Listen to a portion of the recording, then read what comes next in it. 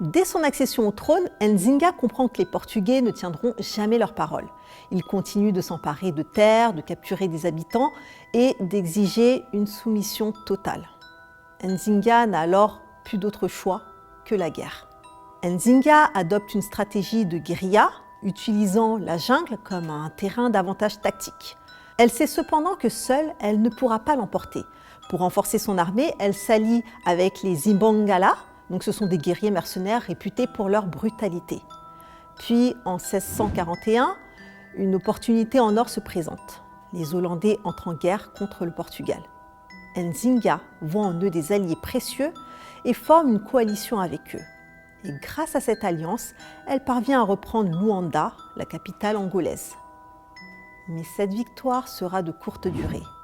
En 1648, Nzinga est contrainte de négocier avec les colons.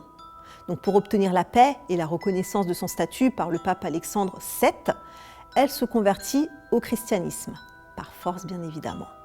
Une décision stratégique qui lui permet de préserver une partie de son royaume et de continuer à gouverner.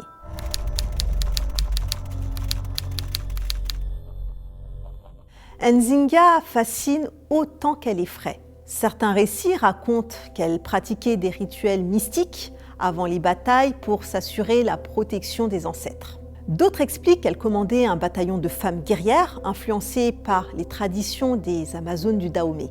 Des sources européennes affirment même qu'elle sacrifiait ses amants après les avoir utilisés dans des rituels, bien que cela relève probablement plus du fantasme colonial que de la réalité.